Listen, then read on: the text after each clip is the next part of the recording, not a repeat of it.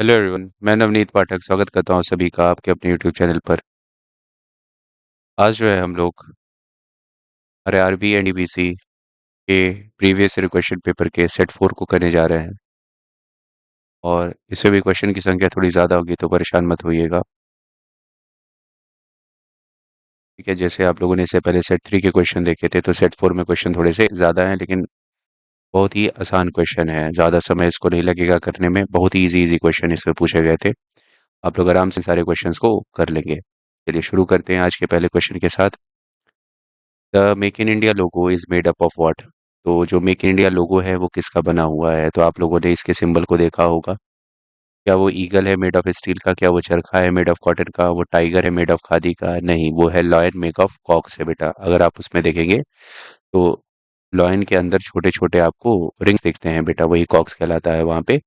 और ये आपके शो करता है, सिंबलाइज करता है मैन्युफैक्चरिंग स्ट्रेंथ को और नेशनल प्राइड को स्ट्रेंथ करने के लिए इसको बनाया गया है। तो ये क्या शो करता है आपके? तो शो करने की अगर आप बात करेंगे तो ये शो करता है इंडिया के मैन्युफैक्चरिंग स्ट्रेंथ को। मैन्युफैक्चरिंग स्ट्रेंथ को शो करता है। अगर मैन्युफैक्चरिंग की बात करते हैं तो मतलब आप सिंपल सा ये समझिए, यह इंडिया के सेकेंडरी सेक्टर के पावर को दिखाता है। जैसे सबको ये लगता है कि विश्व की अगर स्तर पर देखें तो भारत में सेकेंडरी सेक्टर पर उतना ज़्यादा काम नहीं हुआ है, तो लॉयन को एक प्राइड के तौर पर और मैन्युफैक्चरिंग के शक्ति को दिखाने के लिए इसका यूज़ किया जाता है, लॉयन मेड्स ऑफ कॉक्स। ठीक है, तो ये है आपका मेक इन इंडिया का जो लोगो है वो इसका बना हुआ रहता है। ठीक है, नेक्स्ट क्वेश्चन देखते हैं। How do Indian celebrate Holi? Bharat में लोग होली कैसे मनाते हैं? By playing pranks on each other, by throwing color powder and water on each other, by lighting lamps, by setting pigeons free। तो आप लोगों को सबको पता है होली कैसे मनाई जाती है। होली मनाई जाती है रंगों को और पानी को एक दूसरे के ऊपर फेंक करके। ठीक है, फिर उसके बाद है Indian sport. What does HIL stand for? जो भारत के खेल हैं उनमें HIL किस चीज़ को दिखाता है? हिमाचल इंडियन लायंस को दिखाता है, हरियाणा इंडस लीग को दिखाता है, हॉकी इंडियन लीग को दिखाता है, हैदराबाद इंडियन लीग को दिखाता है? तो HIL जो है वो है आपका हॉकी इंडिया लीग को शो करता है। नेक्स्ट क्वेश्चन देखते हैं, क्वेश्चन नंबर 30 में कुछ बताने लायक है नहीं बेटा। ठीक है, तो इस वजह से जल्दी जल्दी इसको देख लीजिए। Malgudi days is based on the work of which of the Indian writer? Malgudi days जो है वो आपके किस पर बेस्ड है, किस राइटर के रचना है मालगुडी डेज? तो आपको पता होना चाहिए बेटा, ये है R K नारायण का। इसका है बेटा R K नारायण का। और इसको जो पब्लिश करने वाली बुक थी वो इंडियन थॉट पब्लिकेशन थी। इंडियन थॉट पब्लिकेशन थी जिसने मालगुडी डेज को पब्लिश किया था। और इसके जो लेखक हैं, वर्क है, किसका वर्क है? ये R K नारायण का वर्क है। वहीं पर अगर शंकर नाग की बात करते हैं तो ये कन्नड़ के एक्टर हैं, स्क्रीन राइटर हैं, स्क्रीन राइटर और आप डायरेक्टर भी हैं। R K लक्ष्मण की बात करेंगे तो ये इंडियन में कार्टूनिस्ट हैं बेटा, इंडियन कार्टूनिस्ट हैं, कार्टूनिस्ट हैं जो कार्टून के माध्यम से अपनी बातों को दिखाते हैं। न्यूज़पेपर में आप देखते होंगे ना, छोटे छोटे कार्टून्स आते हैं, तो R K लक्ष्मण उसके लिए काम किया करते थे। जैसे आपकी बात करेंगे तो द टाइम्स ऑफ इंडिया में जो छोटे छोटे कार्टून्स आते थे उसमें R K लक्ष्मण ने उसमें अपना योगदान दिया है। गिरीश कर्नाड की अगर आप बात करेंगे तो उस समय इनकी डेथ हुई थी बेटा 2019 में। जब ये पेपर हो रहा था तो उस समय गिरीश कर्नाड की डेथ हो गई थी। ये भी आपके एक्टर हैं बेटा, गिरीश कर्नाड क्या है? आपके actor.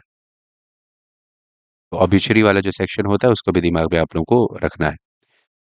At what time did India gain independence of 15 अगस्त 1947? मतलब 15 अगस्त 1947 को भारत किस समय अपने आज़ादी को पाता है? मॉर्निंग में, मिड इवनिंग में, मिड नाइट में या फिर नून में? तो ये मिड नाइट की बात है बेटा।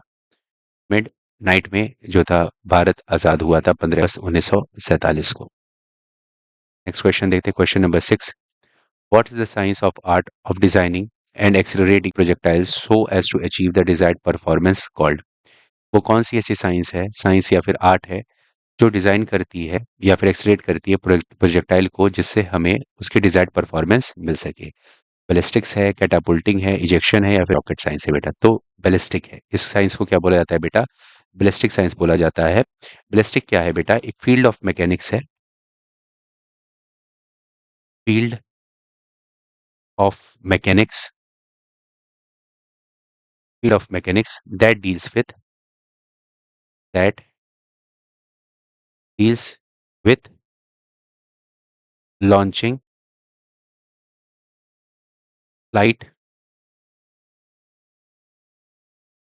Behaviour and effect of projectile, effect of projectile. ठीक है, जैसे आप लोगों ने बैलिस्टिक मिसाइल का नाम सुना होगा बेटा, तो मैकेनिक्स की ही ब्रांच होती है, फील्ड होता है बेटा, वो उसी प्रिंसिपल पर काम करता है। प्रोजेक्टाइल मोशन क्या होता है बेटा? इस तरह की जो मूवमेंट होती है उसे क्या बोलते हैं बेटा? प्रोजेक्टाइल मोशन बोला जाता है। तो वो फील्ड ऑफ मैकेनिक्स है जो इसके लॉन्चिंग को करता है, फ्लाइट को मतलब कैसे वो उड़ेगा, उसके बिहेवियर को, सारी चीजों का अध्ययन इस ब्रांच में बैलिस्टिक वाले फील्ड में किया जाता है। कैटापुल्टिंग का मतलब होता है बेटा टू थ्रो समवन और समथिंग विथ ग्रेट फोर्स, मतलब किसी भी चीज को टू थ्रो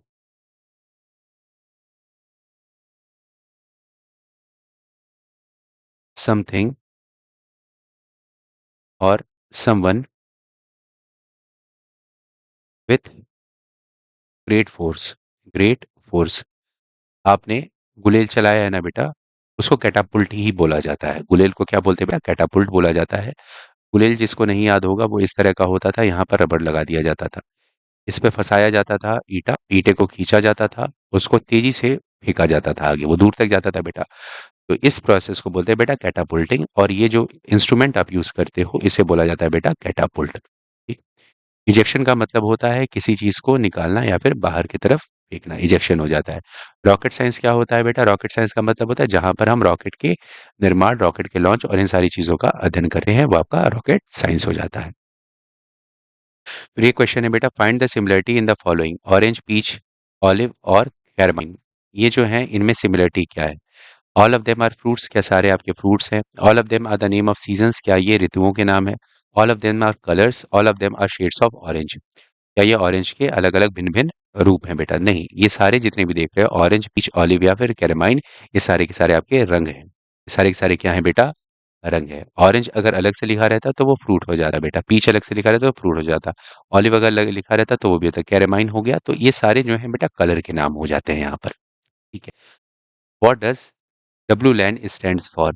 डब्लू लैन का मतलब क्या होता है बेटा? डब्लू लैन का मतलब होता है wireless local area network, wireless local area network. इसी तरीके से एक टर्म आता है बेटा लैन, लैन का मतलब होता है local area network, local area network, local area network. उसी तरीके से आता है बेटा वैन, वैन का मतलब होता है wide area network, wide area network. उसी तरीके से एक टर्म आता है man, metropolitan area network, metropolitan area network. ये इसके फुल फॉर्म है जिसको आपको दिमाग में रखना है। ये अलग अलग नेटवर्क के प्रकार होते हैं। लैन का मतलब होता है लोकल एरिया, जो छोटे से क्षेत्र में आपके नेटवर्क को प्रोवाइड करे। वैन का मतलब वाइड एरिया नेटवर्क, जो जो बड़े रीजन में आपको प्रोवाइड करता है। मेट्रोपॉलिटन मतलब जो मेट्रोपॉलिटन शहरों में इस तरह से आपके नेटवर्क को प्रोवाइड करवाएगा। वायरलेस का मतलब क्या हो गया? वायरलेस मतलब लोकल एरिया में बिना किसी वायर के यूज के, रेडियो वेव का यूज करके नेटवर्क को प्रोवाइड करवाना, वो हो जाता है आपका wireless LAN. What does bicameral legislature mean? Bicameral legislature का मतलब होता है द्विसदनीय विधायिका, द्विसदनीय विधायिका। इसका मतलब क्या होता है? विधायिका, विधायिका, ये द्विसदनीय विधायिका। तो पहली बात तो ये जो भारत में बाइकैमरल लेजिस्लेचर लिया गया है आपके कॉन्स्टिट्यूशन में, ये यूनाइटेड किंगडम से लिया गया है। यूके के कॉन्स्टिट्यूशन से इसको हमने बोरो किया है, बाइकैमरल लेजिस्लेचर की बात करते हैं। और भारत में बाइकैमरल की शुरुआत जो हुई थी वो 1919 में हुई थी, जब मॉन्टेग चेम्सफोर्ड रिफॉर्म आया था, तो उसमें से बाइकैमरल लेजिस्लेचर हो गया था। अब इसका मतलब क्या होता है? अब देखो दो चीजें हैं, एक है बाई और दूसरा होता है बेटा कैमरल, कैमरल। बाई का मतलब होता है दो, बाई का मतलब होता है टू, और कैमरल का मतलब होता है चैम्बर, मतलब ऐसे सदन जहां पर आपके दो चैम्बर होते हैं। जैसे अगर हम सेंटर की बात करते हैं तो लोकसभा और राज्यसभा होता है। ठीक है, तो दो चैम्बर हो गए, एक लोअर हाउस हो जाता है और एक अपर हाउस हो जाता है, लोकसभा और राज्यसभा हो जाता है। स्टेट की अगर आप बात करते हैं तो सारे स्टेट में बाइकैमरल नहीं है, जहां पर पॉपुलेशन ज्यादा होती है वहां पर आपके बाइकैमरल लेजिस्लेचर की आवश्यकता पड़ती है। तो भारत में 7 ऐसे स्टेट हुआ करते थे जिनमें बाइकैमरल लेजिस्लेचर था, जिनमें से अभी एक जो है आपका निलंबित चल रहा है, जम्मू एंड कश्मीर। तो वो कौन कौन से स्टेट हैं जहां पर बाइकैमरल लेजिस्लेचर मिलता है, मतलब वहां पर विधानसभा और विधान परिषद मिलता है, लेजिस्लेटिव काउंसिल और लेजिस्लेटिव असेंबली मिलती है। देखो, सेंटर में होता है लोकसभा और राज्यसभा होता है, लोकसभा और राज्यसभा होता है। वहीं पर स्टेट की अगर आप बात करते हैं तो वहां पर होता है विधानसभा और विधान परिषद होता है, ठीक है, लेजिस्लेटिव असेंबली और लेजिस्लेटिव काउंसिल होता है, ठीक। अब देखिए, तो बाइकैमरल लेजिस्लेचर स्टेट में कहाँ कहाँ पर है बेटा, तो 7 पहले हुआ करते, जिसमें से अभी एक सस्पेंडेड चल रहा है। तो कौन कौन सा है, साउथ से शुरू करिए। तो सबसे पहले आ जाएगा आंध्र प्रदेश, आंध्र प्रदेश। आंध्र प्रदेश के बाद उससे जुड़ा हुआ है बेटा तेलंगाना, तेलंगाना, तेलंगाना, और फिर बगल में आ जाएंगे तो कर्नाटक, कर्नाटक, कर्नाटक से ऊपर आएंगे तो महाराष्ट्र, महाराष्ट्र। कितने हो गए बाबू, ये हो गए आपके चार, चार तो यहाँ पर क्लियर हो गए। पहले आंध्र प्रदेश, फिर तेलंगाना, फिर कर्नाटक, और ऊपर आए महाराष्ट्र हो गया। फिर और ऊपर की तरफ आएंगे तो थोड़ा सा यूपी और बिहार, यूपी और बिहार हो गया। तो कुल कितने हो गए बेटा, ये यूपी और बिहार हो गया, ठीक है। तो आंध्र प्रदेश हो गया, तेलंगाना हो गया, कर्नाटक हो गया, महाराष्ट्र हो गया, यूपी और बिहार हो गया। ये अभी आप देखोगे 6 हैं।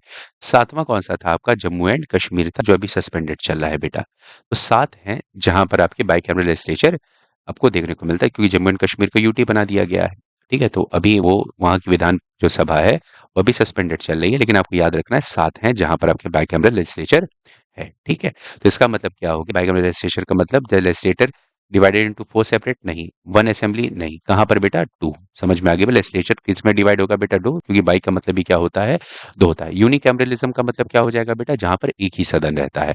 तो जो बाकी के स्टेट हैं इनको छोड़ करके, तो उनमें क्या है बेटा, यूनिकैमरलिज्म है, ठीक है। जैसे अगर बोलो हरियाणा यूनिकैमरल है, पंजाब यूनिकैमरल है, दिल्ली जो आपकी यूटी है वो यूनिकैमरल हो जाए, पौंडीचेरी जो है वो आपकी यूटी है, यूनिकैमरल हो जाए, तमिलनाडु यूनिकैमरल है, केरल यूनिकैमरल है, ठीक है, गुजरात यूनिकैमरल है। तो वो पॉपुलेशन पर डिपेंड करता है, ठीक। नेक्स्ट देखते हैं बेटा, which is the most abundant combustible natural gas, इनमें से कौन सी ज्यादा, सबसे ज्यादा अबंडेंट मतलब सबसे ज्यादा मात्रा में पाई जाने वाली नेचुरल कंबस्टिबल, कंबस्टिबल का मतलब होता है ज्वलनशील, ज्वलनशील नेचुरल गैस है।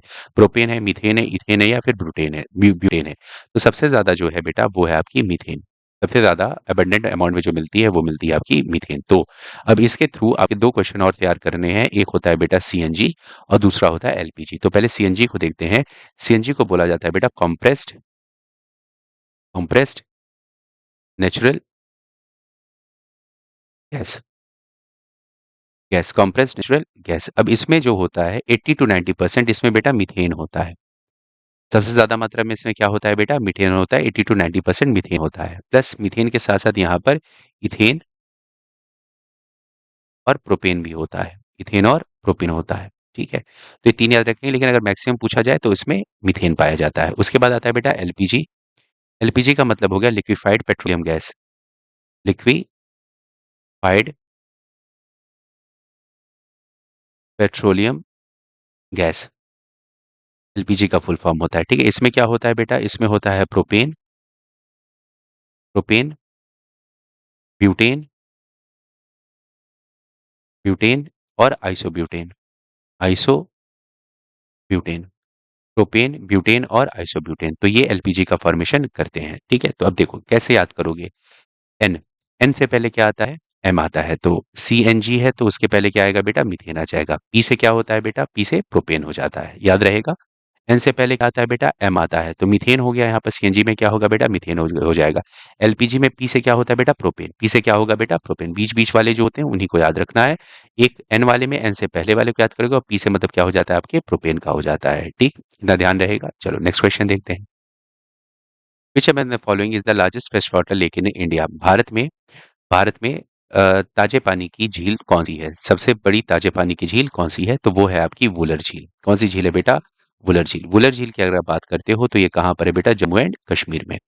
वुलर झील कहाँ पर है बेटा, जम्मू एंड कश्मीर। वहीं पर डल डल झील की बात करते हैं तो ये भी आपके जम्मू एंड कश्मीर में है। पुष्कर झील की अगर आप बात करते हो तो ये आपके राजस्थान में, पुष्कर झील की अगर बात करते हो तो राजस्थान में। अब इससे रिलेटेड कुछ और चीज आपको ध्यान में रखनी है। अगर पूछा जाए भारत की सबसे बड़ी झील कौन सी है, बिगेस्ट लेक, बिगेस्ट लेक, मैंने अब यहाँ पर फ्रेश वाटर नहीं बोला है, मैंने सिंपल सा बोला है सबसे बड़ी झील कौन सी है, तो आप बोलेंगे चिल्का। आप बोलेंगे बाबू चिल्का झील है। चिल्का झील है। अब चिल्का झील कहाँ पर है बेटा? उड़ीसा के तट पर है। उड़ीसा के कोस्ट पर है। जो चिल्का झील है वो कहाँ पर है बेटा? उड़ीसा के कोस्ट पर मिलती है, ठीक।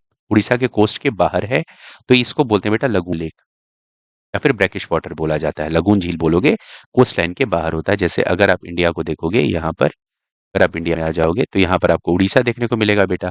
उड़ीसा के आगे यहाँ पर आपकी चिल्का झील बनी हुई है, ठीक। लेकिन वहीं पर पूछता है बिगेस्ट इनलैंड। इनलैंड, इनलैंड समझ रहे हो बेटा? अब इसके अंदर की अगर बात करेंगे तो इनलैंड की अगर आप बात करते हो तो वो सांभर झील है। सांभर लेक है। इनलैंड की बात करोगे तो सांभर झील है, वो कहाँ पर है आपके? सांभर झील राजस्थान में है। सांभर झील कहाँ पर है बेटा? राजस्थान में। राजस्थान में है, ठीक है। उसी तरीके से अगर मैं पूछूं भारत की सबसे लंबी झील कौन सी है, लॉन्गेस्ट लेक, लॉन्गेस्ट लेक, तो आप बोलोगे वेम्बनाड। वेम्बनाड लेक है। वेम्बनाड लेक कहाँ पर है बेटा? केरल में है। वेम्बनाड लेक कहाँ पर है बेटा? केरल में है। इसकी लंबाई लगभग 96.5 किलोमीटर है, ठीक है। तो अगर पूछता है भारत की बिगेस्ट लेक कौन सी है, वो चिल्का हो जाती है, लेकिन वो कोस्ट लाइन के बाहर है, लगून है। भारत में सबसे बड़ी इनलैंड लेक कौन सी हो जाती है? वो सांभर हो जाती है, राजस्थान। भारत की सबसे लंबी झील कौन सी हो जाती है? वेम्बनाड हो जाती है। फिर आपसे पूछता है भारत की सबसे बड़ी फ्रेश वाटर लेक कौन सी है, तो वो वुलर झील है। कहाँ पे बेटा? जम्मू एंड कश्मीर में है, ठीक है। वर्ल्ड का देख लेते हैं। वर्ल्ड की सबसे बड़ी झील कौन सी है? वर्ल्ड की बिगेस्ट लेक कौन सी है? तो आप बोलोगे कैस्पियन है। कैस्पियन सी है बेटा। वर्ल्ड की सबसे बड़ी झील कौन सी है बेटा? कैस्पियन सी है, परंतु ये खारे पानी की है, ठीक। अगर आप कैस्पियन सी की बात करते हो तो इससे पहले जुड़े होते हैं कजाकिस्तान, तुर्कमेनिस्तान, नीचे की तरफ है ईरान, इधर है अजरबैजान, और ऊपर की तरफ है रशिया, ठीक है। तो इसको याद रखिएगा। तो कैस्पियन जो सी है आपका, कैस्पियन सी इतने स्टेट से, मतलब इतने कंट्री से अपनी बाउंड्री साझा करता है। कजाकिस्तान, तुर्कमेनिस्तान, ईरान, अजरबैजान और रशिया, इनके सीमाओं पर स्थित है आपका कैस्पियन सागर स्थित है। ये तो हो गई विश्व की सबसे बड़ी झील, लेकिन ये कैसी है बेटा? खारे पानी की है। लेकिन वहीं पर फ्रेश वाटर पूछूं मैं, फ्रेश वाटर अगर मैं पूछूं तो फ्रेश वाटर कौन सी है? वो है आपकी सुपीरियर, लेक सुपीरियर है। अगर आप लेक सुपीरियर की बात करते हैं तो ये कहाँ पर है? यूएसए और कनाडा की सीमा पर है। जो आपकी 5 ग्रेट लेक्स हैं, superior, Michigan, Huron, eri, Ontario, इनके में सबसे बड़ी है वो सुपीरियर लेक है। ये यूएसए और कनाडा के सीमा पर स्थित है, ठीक है। अगर मैं पूछूं विश्व की सबसे डीपेस्ट लेक कौन सी है, सबसे गहरी झील कौन सी है? डीपेस्ट लेक कौन सी है, सबसे गहरी झील कौन सी है? वो है lake Baikal. Lake Baikal. Lake Baikal कहाँ पर है बेटा? रशिया में है। लेक बैकाल कहाँ पर है बेटा? रशिया में है, ठीक है। अगर पूछो विश्व की सबसे लंबी झील कौन सी है, longest, longest lake of the world, तो वो है लेक टेंगानिका। लेक टेंगानिका। लेक टेंगानिका कहाँ पर है बेटा? तंजानिया में। तंजानिया का पुराना नाम टेंगानिका। तंजानिया। तंजानिया कहाँ पर पड़ता है बेटा? अफ्रीका में। तंजानिया कहाँ पर पड़ता है बेटा? अफ्रीका कॉन्टिनेंट में पड़ता है, ठीक है। तो इतनी चीजें आपको दिमाग में रखनी है। इंडिया का भी मैंने बता दिया और विश्व का भी मैंने आपको यहाँ पर सारी लेक्स बता दी हैं। तो ये सबसे बड़े, सबसे बड़े और सबसे गहरे, सबसे लंबे, ये सारी चीजें आपको दिमाग में रखनी है। नेक्स्ट क्वेश्चन देखते हैं बेटा। The famous camel trading event is the part of this annual fair. अब वो कौन सा आपका एनुअल फेयर होता है विश्व में जो आपको मनाया जाता है, उसमें सबसे ज्यादा मतलब कैमल की ट्रेडिंग होती है। ट्रेडिंग मतलब व्यापार होता है। उदयपुर मेला है, थार मेला है, कुंभ मेला है, या फिर पुष्कर मेला है। तो आपको याद रखना है विश्व में जो सबसे बड़ा जो कैमल का व्यापारी वाला मेला है वो है आपका पुष्कर मेला। कौन सा मेला है बेटा? पुष्कर मेला। लेकिन वहीं पर अगर आपसे पूछता है एशिया का सबसे बड़ा एनिमल फेयर कौन सा है, एशिया का या फिर इंडिया का, अब एशिया का मैंने बोल दिया तो इंडिया का अपने आप हो गया, जिसमें पशुओं का व्यापार होता है, खरीद और बिक्री होती है बेटा, तो वो है आपका सोनपुर का मेला। सोनपुर मेला। सोनपुर मेला कहाँ पर होता है बेटा? बिहार में। सोनपुर मेला कहाँ पर है बेटा? बिहार में। ये एशिया का सबसे बड़ा एनिमल फेयर हो जाता है, ठीक। वहीं पर कुंभ मेला की अगर आप बात करते हैं तो कुंभ मेला जो है वो 4 जगह पर लगता है। कुंभ मेला कितनी जगह पर लगता है बेटा? 4 जगहों पर लगता है। कौन कौन सा है? तो सबसे पहले आपको याद रखना है हरिद्वार।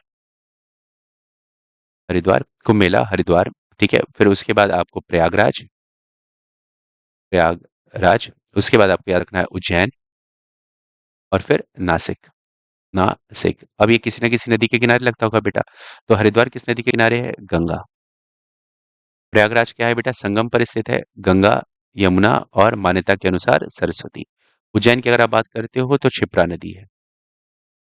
कौन सी नदी है बेटा? क्षिप्रा नदी है उज्जैन किनारे। नासिक की अगर बात करते हो तो गोदावरी नदी।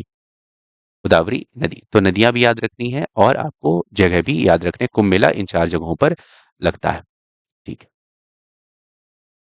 What is the rate of change of position of an object with respect to the frame of reference? Which is the function of time is called? Which is the function of time is called? तो आप लोग को पता है ds by dt, ds by dt, ठीक है। Reference में जो आपके position of an object, change position of object, और फंक्शन ऑफ टाइम जो होता है इसको आप क्या बोलते हैं बेटा? वेलोसिटी। क्या बोलते हैं बेटा? वेलोसिटी। तो इसका आंसर क्या हो जाता है बेटा? वेलोसिटी हो जाता है। ठीक है। v बराबर ds बाई dt आप लोग को पता ही है। ठीक है। फिर वीवी पारा क्या है बेटा? वीवी पारा जो होते हैं बेटा, ये उस समय के करंट अफेयर में आया हुआ क्वेश्चन था। वीवी पारा क्या है? टाइप ऑफ कैक्टस है, एल्गे, ईस्ट है। ये वर्टिब्रेट्स हैं दैट आर बॉर्न लाइव, मतलब ऐसे वर्टिब्रेट्स, ऐसे कशेरुकी जिनके पास रीढ़ की हड्डियां होती हैं, जो जिंदा रहते हैं, जिंदा जन्म लेते हैं, उनको वीवी पारा बोला जाता है। तो इसका ऑप्शन ये हो जाता है, वीवी पारा, याद रखिएगा। नेक्स्ट आ जाता है बेटा, लिमेरिक क्या है? लिमेरिक क्या है? ए टाइप ऑफ लाइमस्टोन है, a form of poetry mostly in 5 lines होता है, a type of theatre play जो होता है, a type of word game होता है। तो देखो, अगर आप बात करते हो लिमरिक की, अगर आप बात करो लिमरिक की बात करते हो, तो लिमरिक जो होता है ये आपका ह्यूमरस पोयम है बेटा। ह्यूमरस पोयम जानते हो? मजाक वाली या फिर आप हंसाने वाली कविताएं जो होती हैं उसको लिमरिक बोला जाता है, ह्यूमरस पोयम। ह्यूमरस पोयम को लिमरिक बोला जाता है। तो मतलब ये क्या बेटा? Form of poetry mostly in 5 lines होती हैं, 5 लाइनों में होती हैं। तो अब ध्यान से देखो बेटा, 1, 2 और 5, 1, 2 और 5 में जो लाइन्स होती हैं इनमें मस्ट, इसमें कितने सिलेबाई होने चाहिए बेटा? 7। इसमें कितने सिलेबाई होते हैं बेटा? 7। 7 से भी हो सकते हैं और 10 भी हो सकते हैं। 7 से 10 सिलेबाई इसमें होते हैं 1, 2 और 5वीं लाइन में। वहीं पर जो आपकी तीसरी और चौथी बचती है, तीसरी और चौथी लाइन बचती है, इसमें कितने सिलेबाई होते हैं बेटा? 5 से 7 सिलेबाई होते हैं। ठीक है बात। सिलेबाई का मतलब होता है unbroken vowel sound, unbroken vowel sound, उसको सिलेबाई बोला जाता है। ठीक। तो 1, 2, 5 हो गया, या 3 और 4 हो गए, इन लाइन्स में होते हैं। ये फॉर्म ऑफ पोएट्री होती है, मोस्टली इन 5 लाइन्स होता है। और किस टाइप की है बेटा? ह्यूमरस पोएम होता है, हंसी मजाक वाली कविताएं होती हैं। अब देखो, इफ एनुअल 1 साल के बराबर होता है तो क्विनक्विनल की क्या होता है बेटा? तो क्विनक्विनल कैनल जो है वो होता है बेटा 5 साल के बराबर। इसके बराबर होता है बेटा 5 ईयर्स के बराबर होता है। ये सब रीजनिंग के क्वेश्चन भी थे जो मैंने इसमें इंक्लूड कर लिए हैं। एंड्रोमेडा क्या है बेटा? गैलेक्सी है, गैलेक्सी नेबरिंग टू मिल्की वे है, प्लैनेट है, नेम ऑफ ब्लैक होल है, या फिर कॉमेट है बेटा? तो एंड्रोमेडा जो है, जिसको आप हिंदी में आप बोलते हो, देवयानी बोलते हो, देवयानी बोलते हो, वो हमारे जो आपकी मंदाकिनी है या फिर जो मिल्की वे है उसके सबसे नजदीकी गैलेक्सी है। तो गैलेक्सी नेवरिंग थ्रू मिल्की वे है। अब याद रखिए बेटा, इसके कुछ और नाम है, जैसे मेसियर 31, एंड्रोमेडा को ही बोला जाता है मेसियर, मेसियर 31, ये एंड्रोमेडा का ही नाम है। ठीक है। उसके बाद M31 भी बोला जाता है इसको, मेसियर में से M और 31 लिया जाता है। ठीक है बात। और उसके बाद इसका एक और नाम है NGC 224, NGC 224। तो अगर आपसे सिंपल सा पूछता है NGC 224 क्या है, तो वो एंड्रोमेडा ही है। M31 क्या है? वो एंड्रोमेडा ही है। मेसियर 31 क्या है? वो एंड्रोमेडा ही है। तो ये सारे एंड्रोमेडा के नाम है, जिसको हिंदी में आप देवयानी बोलते हो। और हमारी जो आकाशगंगा है, हमारी जो गैलेक्सी है, उसके सबसे नजदीकी गैलेक्सी कौन सी है? एंड्रोमेडा है। हम जिस गैलेक्सी में रहते हैं वो कौन सी गैलेक्सी है बेटा? मिल्की वे है। ठीक। और ये किस शेप में बेटा? ये स्पाइरल में है। किस शेप में बेटा? स्पाइरल में है। स्पाइरल में है। ठीक है। और मिल्की वे भी किस में बेटा? स्पाइरल में है। स्पाइरल में। ठीक है। देखो, गैलेक्सी 3 शेप की होती हैं अकॉर्डिंग टू यूरोपियन यूनियन की जो आपकी साइंटिफिक डिपार्टमेंट है, वहां उसके अनुसार जो है वो गैलेक्सी के 3 शेप बताए गए हैं। पहला बताया गया है बेटा आपका होता है इरेगुलर। जो सबसे न्यू फॉर्म गैलेक्सीज होती हैं वो हमेशा इरेगुलर होती हैं। इरेगुलर के बाद जब थोड़ी सी मैच्योर होती हैं तो वो स्पाइरल में आ जाती हैं। स्पाइरल के बाद जब वो ओल्ड हो जाती हैं तो वो हो जाती हैं इलेप्टिकल। इलेप्टिकल। ठीक है, तो ये 3 टाइप की गैलेक्सीज़ मिलती हैं जिसमें से हम इर्रेगुलर से अभी तक कहाँ पर आ चुके हैं बेटा, स्पाइरल में आ चुके हैं। और हमारे जो नज़दीक की जो गैलेक्सी है जो एंड्रोमेडा है वो भी स्पाइरल में आ चुकी है, मतलब मैच्योर स्टेज में। मैच्योर स्टेज का मतलब होता है इर्रेगुलर में हमेशा नए तारे रहेंगे बेटा, न्यू स्टार्स रहते हैं, हमेशा नए तारे रहेंगे, पुराने बहुत कम रहते हैं। स्पाइरल में क्या होता है बेटा, नए तारे भी रहेंगे और ओल्ड स्टार्स भी रहते हैं। इलिप्टिकल में क्या होता है, नए तारे नहीं रहेंगे, कोई भी न्यू स्टार्स कभी भी यहाँ पर जन्म नहीं लेंगे, सारे ओल्ड स्टार रहेंगे। मतलब ये पूरी तरीके से डार्क मैटर में शामिल होने वाली बात हो जाती है इलिप्टिकल में। ठीक है, whose quote is in practice of tolerance one's enemy is the best teacher. अगर आप टॉलरेंस की बात करते हो, अगर आप सहिष्णुता की बात करते हो, तो जो एक दुश्मन होता है वही आपका सबसे बड़ा टीचर होता है। अगर आपके अंदर सहनशीलता को बढ़ाना है तो आप किससे अपने आप को सहनशीलता बढ़ा सकते हो, तो जो आपका दुश्मन होगा वही आपको बार बार परेशान करेगा, हमेशा आपको दिक्कत में डालेगा। तो अगर आपके अंदर सहिष्णुता को बढ़ाना है तो सबसे अच्छा टीचर कौन होता है, वो आपका दुश्मन होता है। तो ये किसने कहा है, गौतम बुद्ध ने कहा है, महात्मा गांधी ने बोला, बराक ओबामा ने बोला, या दलाई लामा ने बोला। तो ये जो लाइन है वो है आपकी दलाई लामा की। ये लाइन किसकी है बेटा, दलाई लामा की, और ये बहुत अच्छी लाइन है। ठीक है, इसको दिमाग में रखिएगा। What is the Shigmo, Shigmo क्या है बेटा, एक गोवन स्प्रिंग फेस्टिवल है, ए टॉलेस्ट पीक ऑफ नीलगिरी है, टाइप ऑफ रंगोली है, one of the names of Lord Shiva है। तो देखो, शिग्मो जो होता है, शिग्मो जो है वो त्योहार है गोवा का। शिग्मो जो है वो त्योहार है कहाँ का बेटा, गोवा का। स्प्रिंग में इसको मनाया जाता है, बहुत ही फेमस फेस्टिवल है गोवा का शिग्मो फेस्टिवल। तो शिग्मो फेस्टिवल कहाँ का है बेटा, वो गोवा का है। टॉलेस्ट पीक ऑफ नीलगिरी की अगर आप बात करते हो तो वो है आपका डोडा बेटा। डोडा बेटा जो है वो नीलगिरी की सबसे ऊंची चोटी है और इसकी लंबाई 2637 मीटर है। ये बात लगभग 2.6 किलोमीटर के बराबर हो जाती है। तो शिग्मो क्या है बेटा, वो गोवा का एक फेस्टिवल है, रंगोली नहीं है, लॉर्ड शिवा का नाम नहीं है। पशुपतिनाथ अगर होता तो पशुपतिनाथ क्या है बेटा, लॉर्ड शिवा का ही नाम होता है। ठीक है, फिर नेक्स्ट देखते हैं। LIGO laser interferometer observatory was recently in the news. LIGO का फुल फॉर्म होता है बेटा laser interferometry gravitation gravitational wave observation observation. ठीक है, तो लीगो का फुल फॉर्म क्या होता है बेटा, laser interferometer gravitational wave observation होता है, इसका पूरा पूरा है। तो इसकी एक ऑब्जर्वेटरी है बेटा, वो रिसेंटली उस समय के न्यूज में थी। तो ये क्या चीज को करती है बेटा, discovery of water in Mars, discovery of diamond field star, detection of gravitational wave, proving big bang theory as wrong. तो लीगो सिंपल सा काम क्या करेगा बेटा, नाम से ही समझ में आ गया होगा, ये ग्रेविटेशनल वेव को ऑब्जर्व करता है, डिटेक्ट करता है। ठीक है, तो लीगो का यही काम होता है कि जो ग्रेविटेशनल वेव्स होती हैं उनको ऑब्जर्व करना, उनके बारे में पता लगाना या फिर उनके बारे में लोगों को सचेत करना, ये लीगो का काम होता है, ऑब्जर्वेटरी का काम होता है। In which century did Portuguese merchant first land in Goa, वो कौन सा समय था जब पोर्तुगीज मर्चेंट गोवा में लैंड किए थे, 14th है, 15th है, 16th है या 17th। तो पहली बात तो बाबू ये सेंचुरी समझ लो। जैसे हम अगर जीरो से शुरू करते हैं तो जीरो से एक की बात करोगे तो ये हो जाता है फर्स्ट सेंचुरी। एक से दो की अगर आप बात करते हो तो ये क्या हो जाता है बेटा, सेकंड सेंचुरी। दो से तीन की अगर आप बात करोगे तो क्या हो जाता है ये बाबू, थर्ड सेंचुरी। ठीक है, तो आप देख रहे होगे कि ये जो है फर्स्ट सेंचुरी जो एक्सट्रीम रहता है उसी को हम सेंचुरी मान लेते हैं। फिर दो आया तो दो सेंचुरी हो गया, तीन हो गया तो थर्ड सेंचुरी हो गया। उसी तरीके से अगर मैं बोलूंगा 15 से लेकर के 16 तक कौन सी सेंचुरी होगी बेटा, तो आप बोलोगे 16 सेंचुरी है, 16 सेंचुरी है। अगर मैं बोलूं 20 से लेकर के 21 तक तो कौन सेंचुरी होगा बेटा, 21st सेंचुरी, 21st सेंचुरी। हम हमारा साल क्या है बेटा, 2024 है। तो हम किस सेंचुरी में चल रहे हैं, तो आप बोलोगे 21st सेंचुरी में, 21st सेंचुरी में। वहीं पर अगर मैं बोलूं ईयर हो गया आपका 2122, तो कौन सा होगा बेटा, तो आप देखोगे 21, 21 से शुरू हो रहा है तो 21 से कहां पर जाएगा बेटा, 22 तक जाएगा। तो ये कौन सेंचुरी हो जाएगा बेटा, 22nd सेंचुरी। समझ में आ गई बात। तो सेंचुरी हमेशा एक्सट्रीम वाले को लिया जाता है। तो यहाँ पर बात हो रहा है Portuguese merchant first landed in Goa, किस सेंचुरी में उन्होंने भारत में लैंड किया था, तो आप लोगों को पता है 1498 में वास्को डी गामा भारत में आया था। तो 1498 है तो यहाँ 14 देखो, तो 14 के बाद क्या आएगा बेटा, 15 आएगा। तो कौन सी सेंचुरी हो जाएगी बेटा, 15th सेंचुरी। कौन सी हो जाएगी बेटा, 15th सेंचुरी में वो भारत में लैंड किया था, याद रहेगा बेटा।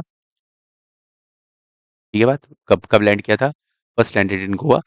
अच्छा, सॉरी सॉरी, अच्छा ये तो हो गया बाबू इंडिया का, ये तो हो गया बाबू इंडिया का 15th सेंचुरी में। लेकिन यहाँ पर पूछ रहा है बेटा गोवा का, सॉरी सॉरी सॉरी, थोड़ा सा गड़बड़ हो गया, मैंने इंडिया का बता दिया, वास्को डी गामा। गोवा की अगर आप बात करते हो तो गोवा को जीता था 1510 में। गोवा को कब जीता था बेटा, 1510 में। वहां के बीजापुर के शासक थे आपके आदिल शाह से जीता था आपके पुर्तगालियों ने 1510 में। तो 15th सेंचुरी हो गया बेटा। तो 1510 है तो 1510 के बाद अब कौन सा लोगे बेटा 16th।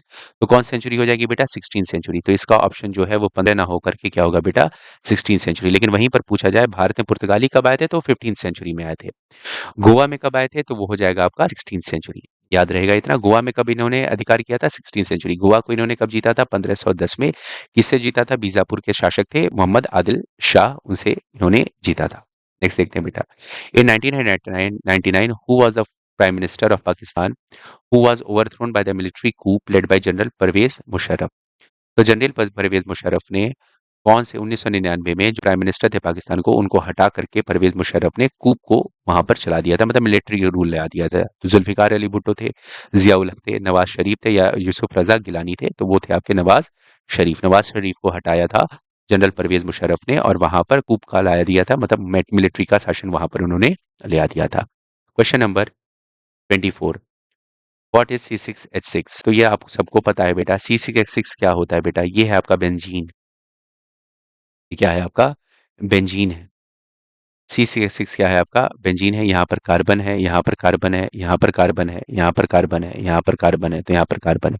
तो ये क्या हो गया बेटा 6 कार्बन। उसके साथ H जोड़ दो। यहाँ पर सबके साथ क्या जोड़ दो बेटा H जोड़ दो, H जोड़ दो, H जोड़ दो, H हो गया।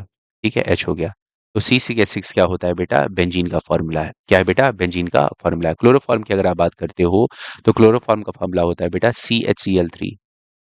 CHCl3 होता है। हाइड्रोक्लोरिक एसिड की अगर बात करते हो तो ये होता है इसका फॉर्मूला HCl और इसको म्यूरियाटिक एसिड भी बोला जाता है। म्यूरियाटिक एसिड भी बोला जाता है। इसको भी दिमाग में रखिएगा कि म्यूरियाटिक एसिड किसे बोलता है हाइड्रोक्लोरिक एसिड की बोला जाता है। टॉल्यूइन की अगर आप बात करते हो तो इसका फॉर्मूला होता है C6H5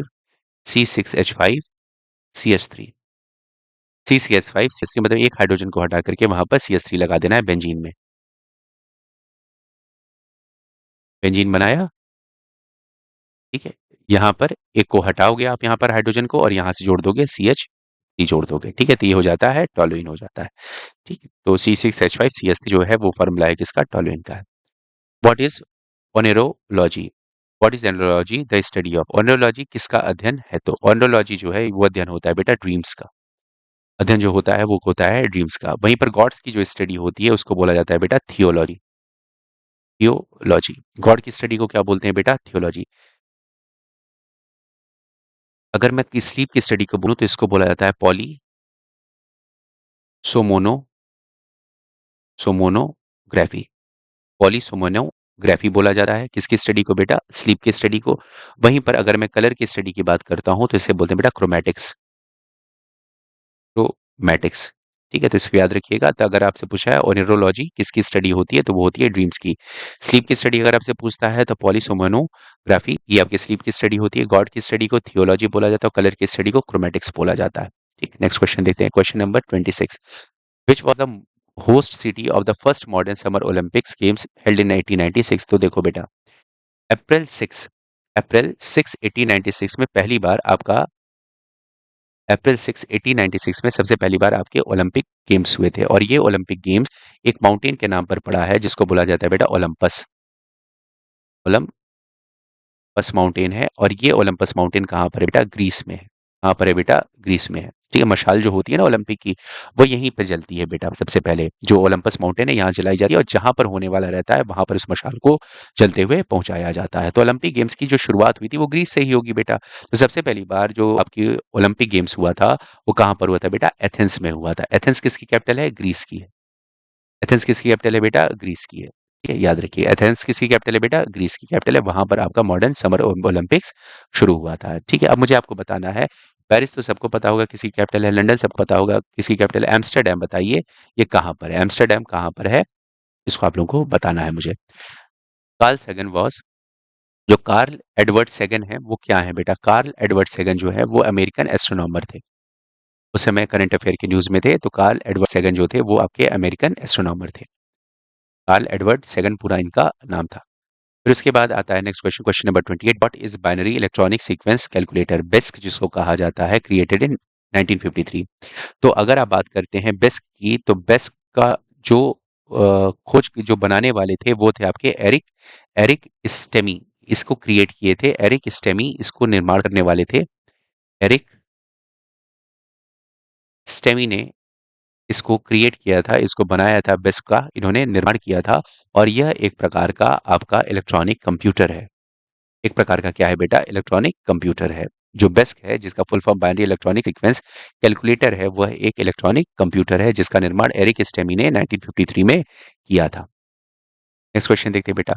what is the India's famous comic series started by Anant pi called? जो अनंत पाई थे उनके द्वारा जो शुरू की हुई जो फेमस कॉमिक सीरीज है उसका नाम क्या है? उसका नाम है बेटा अमर चित्र कथा। अमर चित्र कथा शायद आप लोगों ने नहीं पढ़ा होगा, लेकिन आप लोगों ने राज कॉमिक्स जरूर पढ़ी होगी। राज कॉमिक्स जो है वो गुप्ता फैमिली ने इसको बनाया था, जिसमें से आपके राजकुमार गुप्ता थे, संजय गुप्ता थे, संजय गुप्ता थे और मनोज गुप्ता थे। मनोज गुप्ता थे। इन लोगों द्वारा राज कॉमिक्स बनाई गई थी, जिसमें आप लोगों ने पढ़ा होगा नागराज के बारे में। नागराज की कॉमिक्स पढ़ी होगी, ध्रुव की कॉमिक्स पढ़ी होगी, डोगरा की पढ़ी होगी। वो सब कहाँ से आती थी बेटा? राज कॉमिक्स की आती थी। नागराज तो सबने पढ़ी होगी, ध्रुव की सबने पढ़ी होगी, तो वो राज कॉमिक्स है बेटा। समझ में आ गई बात? पता नहीं तुम लोग पढ़े हो कि नहीं पढ़े हो, हम लोग के समय में चलती थी। 10 रुपए में हम लोग खरीद करके लेकर के आते थे उसको रेंट पर। ठीक है, पढ़ करके फिर वापस करना रहता था दुकान से। तो अभी तो सीडी, पहले तो उस समय वीसीआर चलता था, तो उसी समय की बात कर रहा हूँ, जो बड़े वाले कैसेट्स होते थे। तो उस समय राज कॉमिक्स में जो आपके नागराज, ध्रुव और ये सारे आपके कॉमिक्स आया करते थे, तो राज कॉमिक्स हो गए। तो यहाँ पर अनंत पाई द्वारा बनाई हुई कॉमिक सीरीज की बात कर रहा है, तो वो है आपकी अमर चित्र कथा। उसी तरीके से टिंकल और चंदा मामा। चंदा मामा तो 1998 में ही बंद हो गई थी। चंदा मामा जो आपकी कॉमिक्स आती थी वो 1998 में बंद हो गई थी। टिंकल भी आती थी बेटा, छोटे छोटे कार्टून कैरेक्टर वहां पर होते थे, टिंकल भी होता था। तो चंदा मामा 1998 में बंद हो गई थी। जैसे आप लोगों ने चंदा मामा की बात करोगे तो विक्रम बेताल की कॉमिकल जो स्टोरीज था वो नरेशन हुआ था चंदा मामा में। ठीक है, तो अमर चित्र कथा जो थी वो अनंत पाई द्वारा शुरू की हुई कॉमिक सीरीज थी। राज कॉमिक्स मैंने आपको बता ही दिया। What is the Interstellar cloud of dust, hydrogen, helium and other ionised gas card? जो इंटरस्टेलर क्लाउड होता है, जो आपके स्पेस में पाए जाने वाले क्लाउड होता है, जिसमें डस्ट होता है, हाइड्रोजन होता है, हीलियम होता है और अदर आयोनाइज्ड गैसेस भी वहां पर पाई जाती हैं, तो उसको क्या बोला जाता है? उसको बोला जाता है बेटा नेबुला। उसको क्या बोला जाता है बेटा? नेबुला। गैलेक्सी क्या होता है बेटा? गैलेक्सी जो होता है group of star, planet, gas, dust, dark matter, dark matter, तो ये सब मिलकर के क्या बनाते हैं बेटा? गैलेक्सी। गैलेक्सी मतलब सारी चीजें। जैसे आप, अगर आप स्टार बात करें तो प्लेनेट आ गया, प्लेनेट आ गया तो सैटेलाइट आ गया, कॉमेट आ जाएंगे इसमें, फिर आपके जो भी नेचुरल सैटेलाइट्स हैं, मून्स हैं, वो आ जाते हैं, एस्टेरॉइड्स हो जाते हैं, मेटियोर्स हो जाते हैं। ये सब किसके हिस्सा होते हैं बेटा? गैलेक्सी के स्टार, गैलेक्सी के हिस्सा होते हैं। ब्लैक होल भी होता है गैलेक्सी में, तो वो भी आपके क्या हो जाए? डार्क मैटर में वो भी गैलेक्सी का हिस्सा हो। जैसे हमारी मिल्की वे है, पास वाली एंड्रोमेडा भी आप लोगों ने देखा। तो गैलेक्सी एक बड़ा टर्म हो जाए। सुपरनोवा की अगर आप बात करते हो तो सुपरनोवा एक प्रकार का एक्सप्लोजन है बेटा। एक्सप्लोजन है जब एक कोई मैसिव स्टार होता है, जब वो विस्फोट करता है। मैसिव स्टार जो बड़ा तारा होता है, जब वो विस्फोट करता है तो उस विस्फोट को सुपरनोवा बोला जाता है। ठीक है, जब आपके जब आपके इस यूनिवर्स का निर्माण हो रहा था बेटा, इस ब्रह्मांड का निर्माण हो रहा था, तो जो वो विस्फोट हुआ था उसको बिग बैंग बोला जाता है, महान विस्फोट बोलते हैं। और तारा जब फटता है तो उसे सुपरनोवा बोलते हैं। समझ में आ गई बात? बिग बैंग भी एक विस्फोट ही है, लेकिन बहुत बड़ा विस्फोट है। उस विस्फोट से बाकी की चीजों का निर्माण हुआ है। सुपरनोवा जो है, जो बिग बैंग के बाद जो तारे बने थे, उनके विस्फोट को हम सुपरनोवा बोलते हैं। ठीक है, अब उसके बाद आता है बेटा ब्लैक होल। ब्लैक होल क्या है बेटा? आपके स्पेस में एक रीजन है, region in space, a region in space where gravity is so strong, gravity is so strong that nothing, not even light, not even light can escape। मतलब हमारे space का वो ऐसा क्षेत्र जिसका गुरुत्वाकर्षण इतना ज्यादा होता है कि वहां से कोई भी चीज बच करके बाहर नहीं जा सकती है, यहां तक कि लाइट भी वहां से पार नहीं हो सकती है। ऐसे रीजन को बोला जाता है ब्लैक होल। हिंदी में इसको कृष्ण विवर बोला जाता है। सुपरनोवा को सुपरनोवा ही बोला जाता है। ठीक है, तो इसको ध्यान में रखिएगा। नेबुला को नेबुला ही बोला जाता है हिंदी में। नेबुला को निहारिका बोल सकते हो। नेबुला को हिंदी में क्या बोल सकते हो बेटा? निहारिका बोल सकते हो। ठीक है, तो ब्लैक होल को कृष्ण विवर भी बोला जाता है। तो ब्लैक होल वो रीजन होता है आपके स्पेस का जिसका गुरुत्वाकर्षण इतना ज्यादा होता है, इतना ज्यादा होता है कि वहां से कोई भी चीज बच करके नहीं जा सकती है, यहाँ तक कि लाइट भी वहां से एस्केप नहीं कर सकती है। तो जो इंटरस्टेलर क्लाउड होते हैं, डस्ट होते हैं, हाइड्रोजन और हीलियम के बने हुए और आयनाइज्ड गैसेस के बने हुए, उनको क्या बोला जाता है बेटा? नेबुला। इसी नेबुला से तारों का निर्माण होता है। इसी नेबुला से किसका निर्माण होता है बेटा? तारों का निर्माण होता है। जो बचे हुए हिस्से होते हैं उससे प्लैनेट्स का निर्माण होता है, उनसे जो बचे हुए हिस्से होते हैं उससे आपका सैटेलाइट्स का निर्माण होता है। तो नेबुला जो होता है बहुत बड़ा लार्ज मैसिव आपका डस्ट, हाइड्रोजन और हीलियम का पार्ट है, जो बाकी चीजों का, आपके सोलर सिस्टम के बाकी चीजों का निर्माण करने में उत्तरदायी होता है, हेल्पफुल होता है। देखो फिर आता है बेटा, where is the mosque? Mosque अढ़ाई दिन का झोपड़ा लोकेटेड। जो आपका ये मस्जिद है अढ़ाई दिन का झोपड़ा, वो कहाँ पर स्थित है? तो ये स्थित है बेटा अजमेर में। अढ़ाई दिन का झोपड़ा कहाँ पर स्थित है बेटा? अजमेर में। मोहम्मद गोरी के कहने पर, अच्छा अच्छा, पहली बात तो ये समझो, अजमेर कहाँ पर है? ये है राजस्थान में। मोहम्मद गोरी के कहने पर 1194 में कुतुबुद्दीन ऐबक ने इसका निर्माण करवाया था। इसका निर्माण करवाया था किसके कहने पर बेटा? मोहम्मद गोरी के कहने पर करवाया था।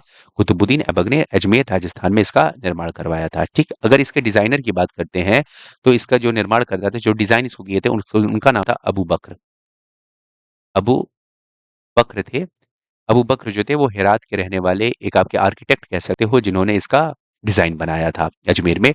मोहम्मद गोरी के कहने पर कुतुबुद्दीन ऐबक ने इसका निर्माण करवाया था। कुतुबुद्दीन ऐबक ने और क्या क्या निर्माण करवाया है? कुवत उल इस्लाम मस्जिद का निर्माण किया करवाया बेटा। कुवत उल इस्लाम मस्जिद का निर्माण करवाया है। ये कहाँ पर है बेटा? दिल्ली में है। दिल्ली में है। इसने आपके तो इसने कुतुब इस्लाम मस्जिद का निर्माण करवाया। उसके इसके बाद इसने आपके कुतुब मीनार के नींव रखी थी। कुतुब मीनार की नींव रखी थी, जिसको पूरा इल्तुतमिश ने करवाया था। उसके बाद से फिरोज शाह तुगलक ने इसको रेनोवेट भी करवाया था, क्योंकि उस समय ऊपर वाली जो मंजिल थी उसमें बिजली गिरने की वजह से वो ध्वस्त हो गया था। तो फिरोज शाह तुगलक ने उसको क्या करवाया था बेटा? उसका मरम्मत करवाया था। तो कुतुब मीनार का नींव रखने वाला कौन था बेटा? कुतुब मीनार का नाम जो पड़ा है, कुतुबुद्दीन बख्तियार काकी के नाम पर पड़ा हुआ है। जो कुतुबुद्दीन ऐबक के धार्मिक गुरु थे, कुतुबुद्दीन बख्तियार काकी, उनके नाम पर इसने कुतुब मीनार का नींव रखी थी, जिसको पूरा इल्तुतमिश ने करवाया था। तो अढ़ाई दिन का झोपड़ा कहाँ पर है बेटा? अजमेर राजस्थान में है। कब बनवाया गया था? 1194 में बनाया गया था। किसके कहने पर? मोहम्मद गोरी के कहने पर। किसने बनवाया था? कुतुबुद्दीन ऐबक ने बनवाया था। कुतुबुद्दीन ऐबक ने और क्या क्या बनवाया है बेटा? कुवत उल इस्लाम मस्जिद बनवाया है, जो कि दिल्ली में स्थित है। कुतुब मीनार का नाम रखवाया था, जो कि कुतुबुद्दीन बख्तियार काकी के मतलब नाम पर है, जो कि उसके धार्मिक गुरु हुआ करते थे। और इसको पूरा करवाने वाले कौन थे? इल्तुतमिश थे। और इसको रेनोवेट किसने करवाया था? फिरोज शाह तुगलक ने करवाया था। नेक्स्ट देखिए बेटा, what is the official language of Bhutan? Bhutan की ऑफिशियल लैंग्वेज क्या है? तो ये है जोंगखा। जोंगखा जो है वो इसकी ऑफिशियल लैंग्वेज है भूटान की। जोंगखा जो है वो ऑफिशियल लैंग्वेज है भूटान की। उसी तरीके से अगर मैं नेपाल की बात करता हूँ, तो नेपाल की क्या है बेटा? नेपाल की ऑफिशियल लैंग्वेज क्या है? नेपाली है। नेपाल की क्या है बेटा? नेपाली है। वहीं पर अगर मैं बात करता हूँ पाकिस्तान की, तो पाकिस्तान की क्या है ऑफिशियल लैंग्वेज बेटा? उर्दू है। पाकिस्तान की ऑफिशियल लैंग्वेज क्या है बेटा? उर्दू है। म्यांमार की बात करता हूँ, तो म्यांमार की ऑफिशियल लैंग्वेज क्या है बेटा? बर्मीज है। ठीक है बात, बर्मीज है। उसके बाद बांग्लादेश की अगर मैं बात करता हूँ, तो बांग्लादेश की ऑफिशियल लैंग्वेज क्या है? बंगाली है। बांग्लादेश की ऑफिशियल लैंग्वेज क्या है बेटा? बंगाली है।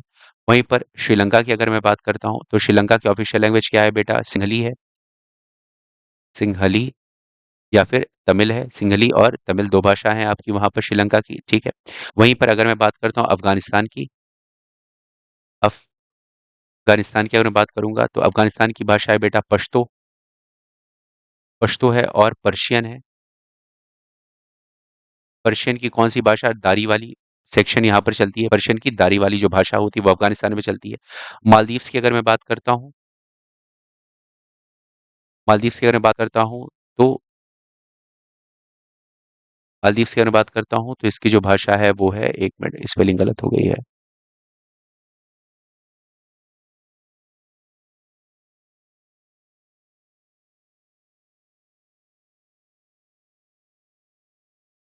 दिही वही है। मालदीव्स की भाषा क्या है बेटा? दिही वही है। तो ये आपके जो भारत के नेबरिंग कंट्रीज हैं उनकी भाषाएं हैं, ऑफिशियल लैंग्वेज, इसको याद करना है। जैसे आपको भूटान का जोंगखा, ये कई बार पूछा हुआ है तो इसको याद रखेंगे। म्यांमार वाला पूछा हुआ है बर्मीज, इसको याद रखिए। श्रीलंका का सिंहली जो भाषा है वो पूछा हुआ है। सिंहली और तमिल दोनों वहां पर चलती है। अफगानिस्तान का अगर पूछ लेता है तो पश्तो और पर्शियन या फिर दारी वाली भाषा जो है अफगानिस्तान में। मालदीव्स का दिवेही जो है ये कई बार मालदीव्स का पूछा हुआ है। DHI, DHI, VEHI। VEHI, Dhivehi जो है वो मालदीव्स की आपकी ऑफिशियल भाषा है। When did Sikkim become the state of India? Sikkim जो है वो भारत का राज्य कब बना था? तो याद रखिएगा मई 16 1975, 16 मई 1975 को इंडिया के 22nd स्टेट के रूप में इसको शामिल किया गया था। ठीक है बात। वहां पर एक नामग्याल डायनेस्टी थी, वो नामग्याल डायनेस्टी वहां पर समाप्त हो जाती है और सिक्किम को भारत में एक राज्य के तौर पर शामिल कर लिया जाता है। स्टेट ऑफ इंडिया 16 मई 1975। और कौन से नंबर का स्टेट बनता है ये बेटा? 22nd नंबर का स्टेट बनता है। What does PNR stand for? जो रेलवे में पीएनआर नंबर आप देखते हो उसका नंबर, उसका नाम क्या होता है बेटा? Public number in railway, passenger name record होता है, पैसेंजर नंबर रिजर्वेशन होता है, प्रायोरिटी नंबर इन रिजर्वेशन होता है। तो ये है पैसेंजर नेम रिकॉर्ड है बेटा। पीएनआर का फुल फॉर्म क्या होता है बेटा? Passenger name record. +91 is country calling code of for which nation? +91 जो है वो किस कंट्री का कॉलिंग कोड है? तो +91 जो है आपको पता ही है, इंडिया का है। कनाडा की अगर आप बात करते हो तो इसका +1 है। यूएसए की अगर आप बात करते हो तो इसका भी +1 है।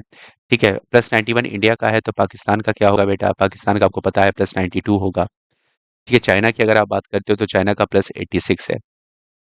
चाइना का क्या है बेटा? +86 है। रशिया की अगर मैं बात करता हूँ तो रशिया का +7 है। रशिया का क्या है बेटा? +7 है। जापान की अगर मैं बात करता हूँ, जापान की अगर मैं बात करता हूँ तो देखो यहाँ पर 86 है तो जापान का क्या हो गया बेटा? 81 हो गया। जापान का क्या हो गया बेटा? 81। यूनाइटेड किंगडम की अगर मैं बात करता हूँ तो उसका है +44। यूनाइटेड किंगडम का क्या है बेटा? +44। इतना आप लोग को दिमाग में रखना है। कनाडा का क्या है बेटा? +1 है। यूएसए का क्या है बेटा? +1 है। इंडिया का क्या है कॉलिंग कोड बेटा? +91 है। चाइना का +86 है। रशिया का +7 है। जापान का +81 है। यूके का +44 है। और हमारा पड़ोसी है पाकिस्तान, उसका क्या है बेटा? +92 है। हमारा 91 है, उसका 92 है। व्हाट प्लांट है साइंटिफिक नेम सोलेनम ट्यूबरसोम? ट्यूबरसोम, ट्यूबरसोम जो है सोलेनम ट्यूबरसोम, ये किसका साइंटिफिक नेम है? वो है बेटा पोटैटो का। वो किसका है बेटा? पोटैटो का है। वहीं पर टोमेटो की अगर बात करता हूं तो इसका जो नाम है वो है सोलेनम, सोलेनम लाइको पर्सिकम। सोलेनम लाइको पर्सिकम, क्योंकि टोमेटो में एक आपका पिगमेंट पाया जाता है जिसको आप क्रोमोप्लास्ट कह सकते हो, लाइकोपीन। उसी वजह से वो लाल रंग का लाइकोपीन पाया जाता है, जिस वजह से वो लाल रंग का दिखता है। तो लाइको पर्सिकम जो है वो टोमेटो का क्या है? साइंटिफिक नेम है। पंपकिन की अगर बात करते हैं तो इसका नाम है कुकुर बेटा पेपो। पंपकिन का क्या होता है बेटा? कुकुर बेटा पेपो, कुकुर बेटा पेपो। ओनियन की अगर आप बात करते हो तो एलियम सिपा, एलियम सिपा, ये किसका साइंटिफिक नेम है बेटा? ओनियन का है। तो पोटैटो का याद रख लेना, सोलोनम, सोलेनम ट्यूबरसोम, ये पोटैटो का है। टोमेटो का सोलेनम पर्सिकम है। पंपकिन का कुकुरबिटा पेपो है। ओनियन का एलियम सिपा है। ये आपके साइंटिफिक नेम है जो आपको दिमाग में रखने हैं। नेक्स्ट देखते हैं बेटा, who is called India's child surgeon? इसे भारत का चाइल्ड सर्जन कहा जाता है। तो देखो, जो आपको नाम ये बता रहा हूँ, आकृत पर प्राण जायसवाल, आकृत प्राण जायसवाल 7 वर्ष की आयु में पहली बार इसने सर्जरी कर ली थी। 7 ईयर की एज में इसने सर्जरी की थी। ठीक है बात। और इसका जो जन्म हुआ था वो हुआ था नूरपुर, नूरपुर हिमाचल प्रदेश में, नूरपुर हिमाचल प्रदेश में। और 7 वर्ष की आयु में इसने पहली सर्जरी की थी, इसलिए इसको इंडिया चाइल्ड सर्जन कहा जाता है।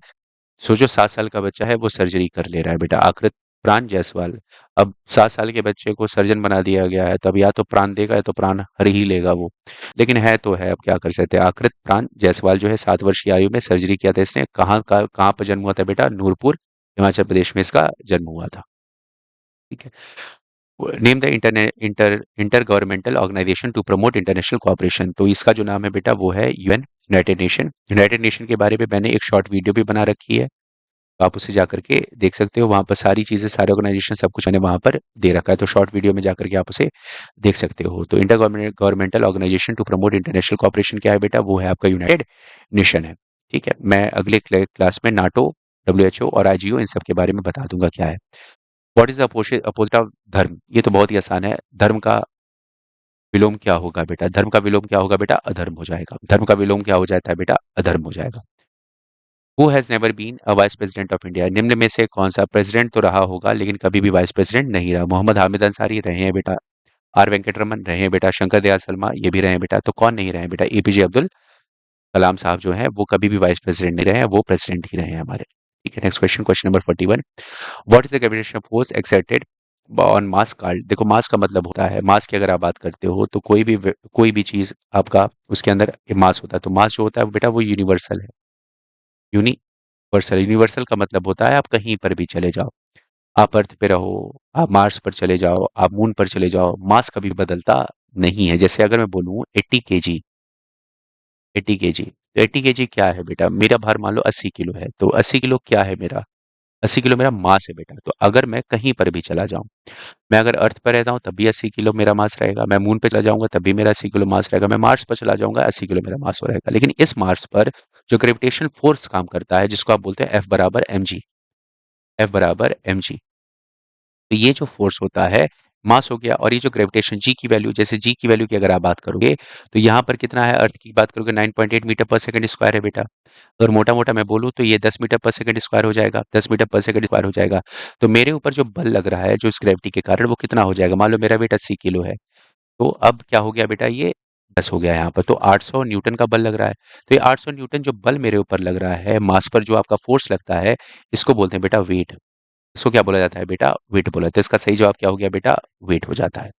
ठीक है, अब देखो, अगर कोई व्यक्ति 60 किलो का है, कितने का है बेटा, 60 किलो, उसका मास कितना है बेटा, 60 किलो है, तो मून पर उसका मास कितना होगा, तो मून पर भी उसका मास कितना होगा बेटा, 60 किलो होगा। बस अंतर किस पर आएगा, अंतर उसके वेट पर आएगा। कैसे वेट पर आएगा, अगर आप अर्थ पर बात करते हो तो अर्थ पर जो उस पर बल लग रहा है वो कितना लग रहा है, 60 × 10, मतलब 600 न्यूटन का बल उसको लग रहा है। तो यहाँ पर उसका जो वेट होगा वो कितना है बेटा, 600 न्यूटन उसका वेट हो जाएगा। लेकिन वहीं पर अगर वो मून पर चला जाता है, तो मून पर आपको पता है कि पृथ्वी की तुलना में वहां पे जो ग्रेविटेशन है, ग्रेविटेशन फोर्स है, वो 1/6 हो जाता है।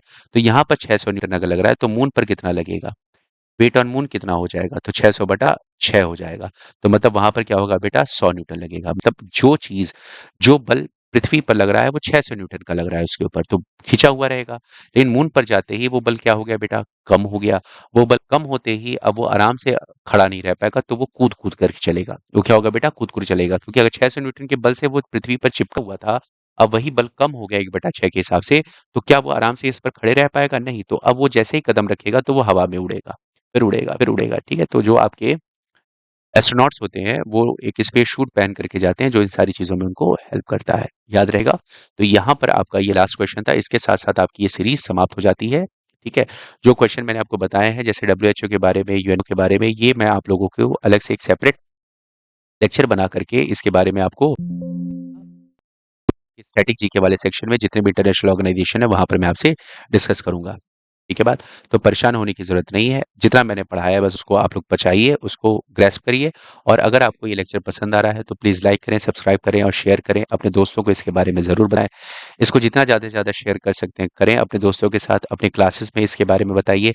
जो भी पढ़ने वाले बच्चे हैं उनको बताइए, जिससे वो जाने कि मैं एक नवनीत सर हैं जो पढ़ाते हैं, उनको भी इसके बारे में पता चले और वो भी इस फैसिलिटी को मतलब ले सकें।